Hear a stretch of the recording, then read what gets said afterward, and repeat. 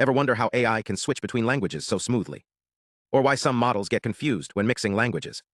Today, we're diving into a groundbreaking study that's rewriting the rules of multilingual AI, and it all starts with something called representation alignment. Let's break it down. Imagine your brain has a hidden map that connects ideas, no matter the language. That's what researchers found inside large language models, LLM, a neural network that naturally links concepts across languages.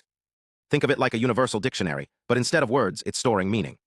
Here's the twist: this map isn't built by accident.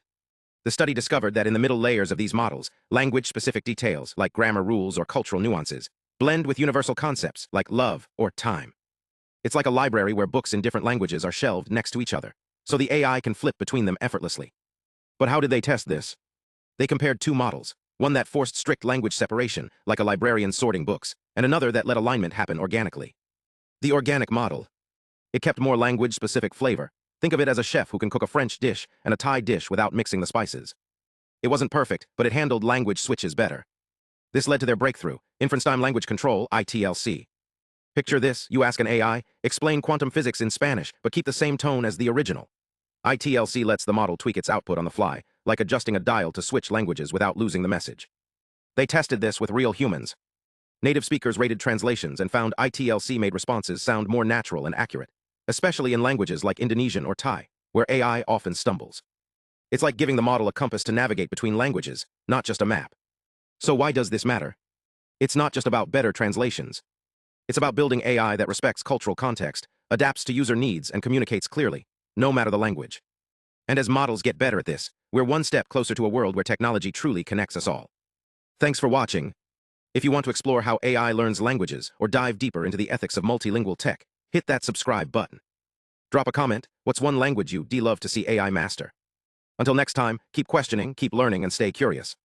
Let's dive deeper into the mechanics. Researchers tested two models: LaBSE, a multilingual sentence encoder, and QN2, 5-0, 5B, a base model trained on chat-like conversations.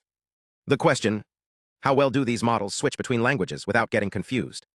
Here's the twist: LaBSE starts strong. The first layer identifies languages with over 88% accuracy on some datasets. But as it goes deeper, its ability to distinguish languages plummets. By the final layers, it's barely guessing, scoring less than 4% on some tests.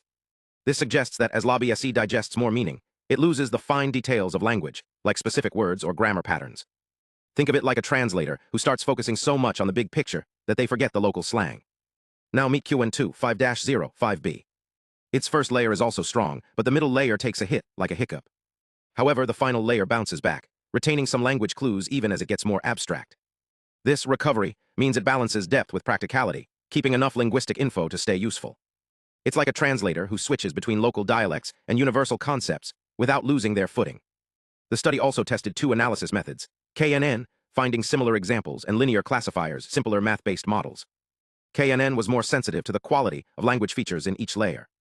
For example, LaBSE's KNN performance dropped by over 30% between layers, while QNS was only a 5% dip.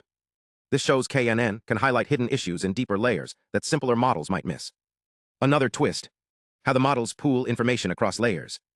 LaBSE's deep layers struggled with low-resource languages like Indonesian, while QN's middle layers held up better. This suggests that some models are better at adapting to languages with less training data, like a translator who's practiced with rare dialects. So what's the takeaway? High alignment between language-specific and universal representations isn't just a technical detail. It's a key to building AI that's both powerful and adaptable. Techniques like ITLC and chat-based training show that multilingual AI isn't just about raw power. It's about how it's trained,